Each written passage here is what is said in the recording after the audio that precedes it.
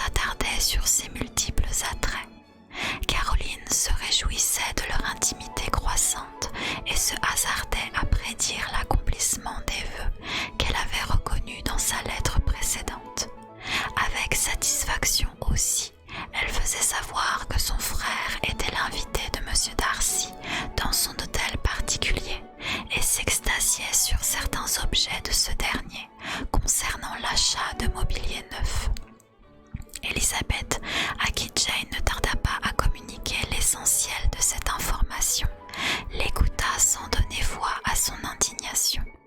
Elle était partagée entre sa compassion pour sa sœur et sa rancœur à l'égard de tous les autres. À ce que Caroline avançait au sujet d'un penchant de son frère pour mademoiselle Darcy, elle n'attachait aucun crédit. Elle ne doutait pas plus que précédemment de la réalité de l'affection de Bingley pour Jane, et malgré toute la sympathie qu'il n'avait cessé de lui inspirer, ne pouvait songer sans colère, presque sans mépris, à cette complaisance de nature, cette absence d'une juste fermeté, qui faisait de lui à présent le jouet des intrigues de ses amis et le conduisait à sacrifier son bonheur aux caprices de leur indignation. Si ce bonheur, toutefois, avait été le seul menacé, elle lui aurait permis de l'exposer de la manière qui lui aurait le mieux convenu. Mais le bonheur de sa sœur était en cause lui aussi, et cela, pensait-elle, ne pouvait lui échapper. Bref, c'était un sujet sur lequel on pouvait réfléchir longuement, sans être plus avancé pour autant. Rien d'autre n'occupait les pensées d'Elisabeth, et pourtant, que l'affection de Bingley eût véritablement disparu, ou qu'elle fût étouffée par l'interposition de ses amis, qu'il se fût rendu compte de l'attachement de Jane, ou que cela eût échappé à son observation, si en toute hypothèse le jugement qu'elle portait sur lui ne pouvait demeurer le même, la situation de sa sœur, elle, ne variait pas, et sa tranquillité d'esprit restait uniformément compromise. Un jour ou deux passèrent avant que Jane eût le courage d'ouvrir son cœur à Elisabeth, mais enfin, Madame Bennet, les ayant laissés seuls après s'être irritée plus que de coutume contre Netherfield et son locataire, Jane ne put s'empêcher de s'exclamer « Ah, si seulement ma chère mère pouvait se maîtriser davantage. Elle n'a aucune idée de la peine qu'elle me cause à dire sans cesse du mal de lui. Mais je ne vais pas me plaindre, cela ne peut durer plus longtemps. Il sera oublié et nous redeviendrons tout ce que nous étions avant. » Elisabeth adressa à sa sœur un regard où se lisaient sollicitude et incrédulité, mais resta muette. « Tu ne me crois pas, protesta Jane en rougissant un peu. « Mais tu as tort, il restera peut-être dans mon souvenir comme l'homme le plus aimable que j'aurais connu, mais c'est tout. Je n'ai rien à espérer ni à craindre, rien non plus à lui reprocher. Dieu merci, ce chagrin m'est épargné.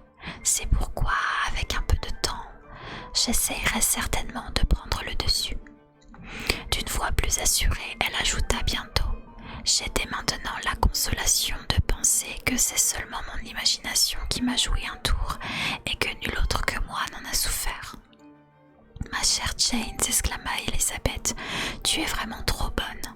Ta douceur et ton désintéressement sont réellement angéliques. Je ne sais pas quoi te répondre. Je sens que je ne t'ai jamais rendu justice ni aimé à l'égal de tes mérites. » Mademoiselle Bennet s'empressa de se refuser tout mérite particulier, attribuant la chaleur du compliment à la force de l'affection de sa sœur. « Non, répliqua Elisabeth, ce n'est pas juste. Tu voudrais croire chacun digne de respect, et tu souffres si je dis du mal de quelqu'un, mais quand je désire seulement croire en ta perfection, tu t'insurges. N'aie pas peur que je donne dans je ne sais quel excès, que je te dispute le privilège que tu possèdes d'étendre ta bienveillance à tout le genre humain. Je n'aime véritablement que peu de gens, et en estime moins encore. Plus je connais le monde et moins j'en suis satisfaite. Chaque jour appuie ma conviction de l'inconséquence de tous les hommes et du peu de confiance qu'on peut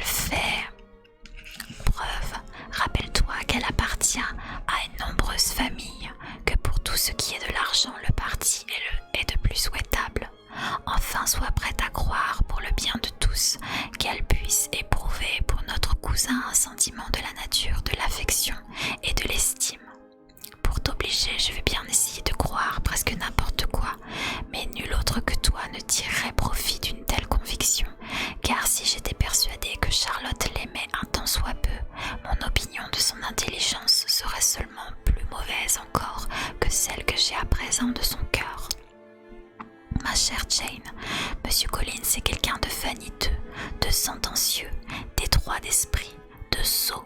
Tu le sais aussi bien que moi, et comme moi ne peut manquer de penser que la femme qui l'épousera ne saurait avoir une bonne manière de raisonner. N'essaye pas de la défendre, même si elle s'appelle Charlotte Lucas. Tu ne changeras pas, pour le bien d'une seule personne, le sens du mot principe et intégrité, et ne tenteras pas de me persuader ou de te persuader toi-même que l'égoïsme est prudence et l'aveuglement au danger un gage de bonheur. Tu exagères, j'en suis sûre, quand tu emploies ces mots pour parler d'eux, repartit Jane, et j'espère que tu en conviendras quand tu verras qu'ils sont heureux ensemble.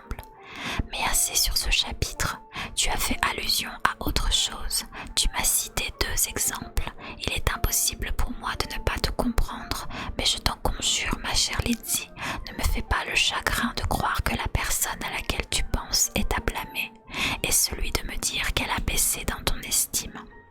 Nous ne devons pas nous attendre à ce qu'un jeune homme plein de vivacité soit toujours prudent et circonspect. Très souvent, c'est notre seule vanité qui nous abuse. Les femmes donnent à l'admiration plus de signification qu'elle n'en a, et les hommes s'arrangent pour qu'elle chérisse cette illusion. Si cela correspond à un calcul, ils sont sans excuse, mais je suis loin de penser qu'il y a dans le monde autant de sombres desseins que certains le croient. Je ne suis nullement tentée de leur attribuer une part quelconque dans la conduite de M. Bingley, repartit Elisabeth, mais sans chercher à faire du tort ou à rendre les autres malheureux, on peut tomber dans l'erreur et causer de la souffrance. L'étourderie, un manque d'attention à la sensibilité d'autrui, l'absence de fermeté suffisent. Accuses-tu un de ces défauts-là en ce qui le concerne? Oui, le dernier. Mais si je continue, je vais te déplaire en disant ce que je pense des gens que tu estimes. Arrête-moi pendant qu'il est temps. Tu persistes donc à supposer que ses sœurs l'influencent? Oui, conjointement avec son ami. Je n'arrive pas à le croire. Pourquoi essayerait-elle de l'influencer? Elles ne peuvent souhaiter que son bonheur, et s'il m'est attaché, aucune autre femme n'est capable de le lui donner. Tu pars d'un mauvais principe. Elles peuvent désirer bien de choses en dehors de son bonheur, comme davantage pour lui de richesse et d'importance dans le monde, ou en mariage avec une jeune fille qui aurait toute la conséquence que donne fortune, haute parenté et le sentiment de sa dignité. Il ne fait aucun doute qu'elles aimeraient le voir choisir Mademoiselle Darcy, répondit Jane, mais elles peuvent obéir à des motifs plus respectables que ceux que tu leur imagines. Elles la connaissent depuis beaucoup plus longtemps que moi. Il n'est pas surprenant qu'elles me la préfèrent. Cependant, quel que soit leur souhait, il est peu vraisemblable qu'elles aient combattu ceux de leurs frères.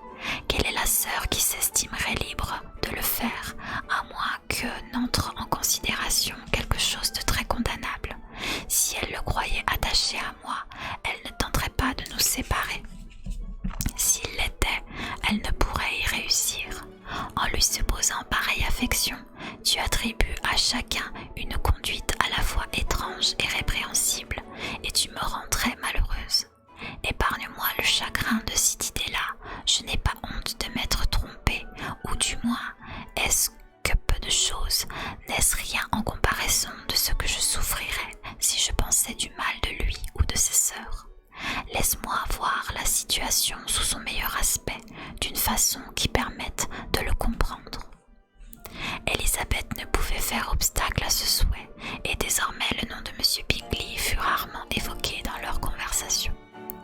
Madame Bennet persistait à se demander pourquoi elle ne revenait pas à s'en lamenter. Il s'écoulait rarement une journée sans qu'Elisabeth l'expliquât clairement. Néanmoins, il paraissait bien douteux que le sujet lui causât jamais moins de perplexité. Sa fille essayait de la convaincre de ce qu'elle-même ne croyait pas, c'est-à-dire que ses attentions à l'égard de Jane avaient seulement été dues à un goût banal et passager qui n'avait pas subsisté lorsqu'il avait cessé de la voir. Cette version des faits d'abord fut acceptée, mais Elisabeth fut obligée de reproduire chaque jour les mêmes explications. Ce qui réconfortait le mieux Madame Bennet était que M. Bingley ne manquerait pas de revenir l'été suivant. M. Bennet avait un autre point Ainsi, Lindsay, dit-il un jour, ta sœur a un chagrin d'amour à ce que j'apprends. Je l'en félicite. Hormis le mariage, rien ne plaît tant aux filles qu'une peine de cœur. De temps à autre, cela occupe l'esprit et leur donne une sorte de distinction parmi leurs compagnes. Quand donc viendra ton tour, tu auras du mal à supporter longtemps une infériorité dans ce domaine vis-à-vis de Jane. Le moment est opportun. Meriton compte assez d'officiers pour briser le cœur de toutes les jeunes personnes de la région. Choisis Wickham, c'est un garçon charmant. Qu'il manque avec toi ses engagements ajouterait à ta gloire. Je vous remercie mon père, mais quelqu'un de moins séduisant ferait mon affaire. Nous ne pouvons pas tout espérer avoir la même chance que Jane. C'est vrai, considéra M. Bennet, mais il est satisfaisant de penser que quel que soit l'accident de cette nature dont tu puisses être la victime, tu possèdes une mère affectionnée qui en tirera toujours le meilleur parti. La société de M. Wickham leur fut d'un grand secours pour dissiper la tristesse qui, en raison d'un sort contraire ces derniers temps, s'était abattue sur plus d'un membre de la famille de Longbourn. On le voyait souvent, et à ses autres mérites il joignait à présent celui de ne jamais montrer de la réserve. Tout ce qu'Élisabeth avait déjà appris de sa bouche, ce qu'il prétendait que M. Darcy lui devait, la totalité de ses griefs, tout cela était maintenant rendu public et ouvertement débattu, si bien que chacun se réjouissait à l'idée d'avoir toujours trouvé déplaisant ce M. Darcy, avant même de connaître quelque chose de la vérité. Mademoiselle Bennet était seule à supposer qu'il pouvait dans cette affaire exister des circonstances atténuantes dont la société du Hertfordshire n'aurait pas été informée. Sa charité constante, sa douceur, plaidaient en faveur de l'indulgence et faisaient valoir à